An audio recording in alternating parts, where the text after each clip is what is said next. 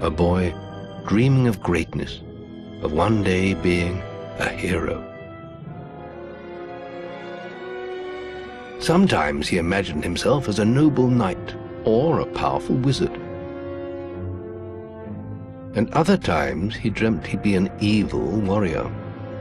When most people think of alignment or morality in role-playing games, their mind is drawn to the alignment system of the tabletop RPG Dungeons & Dragons. 9 different classifications in which to develop their character's identity, with each alignment representing a broad range of personality traits that help determine a player's moral compass, how they feel about good versus evil, law versus chaos. And while I am a fan of this system, it's not often you see it in virtual role-playing games. Not often will a game ask you during character creation or selection to choose your alignment or morality. Baldur's Gate 3, a game that came out quite recently, doesn't even have you choose alignment, and it's based on Dungeons & Dragons, the entirety of the system. And while it's true that this part of the tabletop RPG has not influenced many virtual RPG titles, a specific part of it has, and that is that your alignment can be adjusted, changed to reflect your character and accommodate for your actions. And I don't think a single person would argue with me that this method of changing alignment based on actions has cemented itself in the genre. Bethesda, BioWare, Lionshead, Obsidian, these are just a few studios that exemplify systems of morality and alignment in their video games. So in this week's Game Design Talk, we are going to look at systems of morality and alignment in role-playing video games, how designers went about designing them, and what type of systems they used in the various titles we'll bring up today. So today I want to start with something from Lionhead Studios. Fable. Fable has a very quality way of teaching the player about alignment. As you are introduced to the game, it starts with a storyline cutscene, explaining how the character would sometimes dream of becoming a noble knight, a powerful wizard, or an evil warrior, like I showed you earlier. And it transitions into a childhood, where the player has to make decisions about how they want to go about earning money. Do they make the evil decisions for a quick penny, or spend a little more time doing the right thing? You can tell by the introduction and even the marketing of the series that it had sought to be defined by its system of alignment, where not only how people interact with you, but your character's very physical appearance would change based on your actions. So how did Lionhead Studio go about doing this? Well, Fable 1 was designed around a scale system. This is a scale where the player would start as neutral, and as they made decisions, either good or evil, they would get points that tipped the scale in either direction, with certain trigger thresholds at specific intervals. So when a player pushed far enough on either side of the scale, the world would start to react, and their physical features would start to change. Horns beginning to grow, for example, as a character got more evil. Certain places in the world might no longer exist. If a player chose evil contracts with alarming regularity, certain good contracts might no longer appear or be available to them. Additionally, the morality and alignment might affect their playstyle. Certain spells can only be mastered by a good hero, and others by an evil one. Some might have additional costs if you don't meet the requirements in morality, or maybe just not be as effective if they're from another alignment. Specific weapons might not become available to you based on your alignment. In fact, some choices may have you lose alignment or gain alignment if you allow certain weapons to even exist. Surface level, this system is great. It has a wide range of applications. I can choose to be good or evil, and it will affect how the game is played. Scale will eventually tip in one direction or the other as choices are presented to me and I make decisions, and then the game state will begin to alter around me.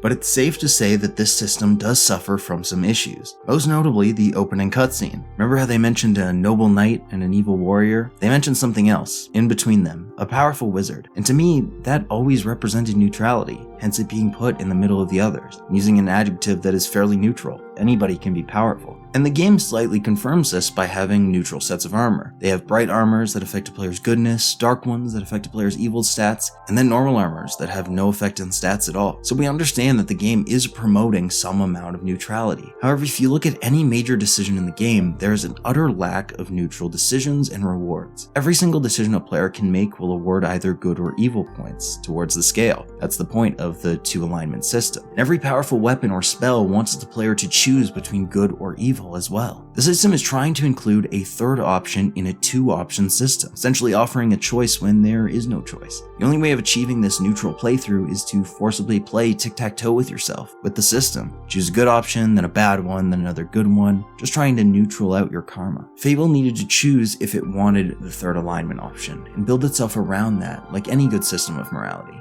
Anytime something is shoehorned in, you're more likely better not including it. The two-system approach in Fable works, but the major issue with Fable's approach comes from the fear of locking things away. Even as the system rewards players for their commitment to either good or evil, it never locks away content from them. If I do some of the most vile and evil things in the game, the rewards I can get, the powerful weapons, the wealth, can just as easily be obtained in the good path. The Sword of Aeon's this endgame weapon that you have to make a very evil, difficult decision for the promise of unlimited power. The game creates an identical sword with the exact same stats as the Sword of Aeon's. It is identical, designed with the purpose of making it so that players who went for the good ending weren't at a disadvantage to those who chose the evil one. Now, surface level, this seems like a good decision. It means you're not locking away content from your users. But the problem with this thought process when you're dealing with alignment or morality comes in how it tends to void the entire idea behind it. If we don't want players to feel a noticeable difference between making a good or evil choice, what's the point in having them make that choice? Well, the argument often ends up being, well, you feel good or you feel evil, and you look good or you look evil. But my problem with that ends up being that sometimes I really don't feel good or evil. I feel like some of the decisions I make are almost arbitrary and have no impact on progression. I don't feel like I've done something good or evil, I feel neutral. And I think that unfortunately Fable's two alignment system does suffer from this at times, despite how much I love the system at heart. So you might be saying, if the two alignment scale system suffers from issues of neutrality and lack of commitment to ideology, let's add another ideology. Let's fix that problem. Let's add in neutral. Enter Fallout's karma system. A system that's similar to Fable is a scale system that changes with karma points, good, neutral, and evil. And depending on your karma status, it affects all of the same things Fable does, but changes out the altering of appearance with the altering of dialogue options, of course. Let's start with Fallout 3. The game actually sticks to its plan to have karma represent how your player interacts with the world. Good and evil players will have access to their respective followers, opposite factions will come after and attack them, and NPCs that share their views will reward them occasionally, while others that don't share their views will kind of spurn them. But what Fallout 3 does that Fable doesn't is it actually awards neutral players. Neutral players will get unique followers as well. They will not have to worry about being attacked for their ideology, as it isn't too far swayed in either direction. They're neutral after all. Additionally, they have access to one of the strongest perk abilities in the game, impartial mediation, giving a massive steroid to their speech skill, how they deal with people. People identify them as a person without bias towards good or evil, and only a neutral character can benefit from that. This is a very straightforward example of how you take a two alignment scale system and add another alignment to the scale. As long as your game rewards and represents a world space for an alignment, you can pretty much add it, with the understanding that the more alignments you add, the more difficult it is to distinguish between them, as the scale begins to draw closer and closer together as you begin slicing it more and more. So what if our scale is getting harder and harder to read, and players are having a hard time discerning the difference between good and okay? What can we do instead of an alignment system? Well, look no further than Obsidian Studios' approach. Let's start with Fallout New Vegas, where the system of karma did not have as much of an effect in the gameplay. Instead, Obsidian chose to go with a reputation system. While karma still did play an effect on the grand scale of things, each faction had its own respective scale of fame and infamy. So instead of a single numerical value changing when a player makes a decision, several numerical values might change. If I make an evil choice, I might gain infamy with several good factions and gain fame with several evil factions. Essentially, instead of one scale, I'm tipping many scales at the same time. The benefits and drawbacks of any given reputation depend on the group itself. I could receive discounts with merchants from that faction, provoke attacks from rival factions, or simply be treated differently around members of that faction. Certain decisions I make might even lock factions away from me. I may have sided too strongly with a particular faction and tipped the scale against another faction too far to ever increase my reputation with them again. Remember how I mentioned the more alignments you add, the more difficult it becomes to distinguish it? Well, I think more and more with every iteration I've seen from Obsidian, from Fallout New Vegas to Pillars of Eternity, the faction's alignment system is the best way to apply scalability and clarity to a system of alignment. As the scale becomes harder to understand and distinguish as we slice it into more and more pieces, all we have to do is stop slicing it. Add another scale. It doesn't just have to be factions or tribes, it can be categories, countries, groupings. How does blank feel about the decision I've made? And as I keep influencing blank, what comes of it? It can be as substantial as factions not associating with you at all, like in Fallout New Vegas, or maybe once you get to a certain point, it will have inherent benefits or drawbacks. It might only increase or decrease vendor prices, maybe give you quests and dialogue options that change, like in Pillars of Eternity. The faction system is a great way of having multiple points of view and implementing them with clarity. So if one scale of system of alignment isn't working in your current RPG, maybe bump it up to 2 scales, 3 scales, 4, 5, 6. The great thing about a system like this is it's scalable. Once you get one working, you can add more with minor issue. The problem only then comes in balancing those scales to work together. How does scale 1 influence scale 2? How does scale 3 influence scale 1? What happens when I make a decision? How many scales are being influenced? If I rapidly make a series of decisions along the way, am I tipping one scale too far or too fast?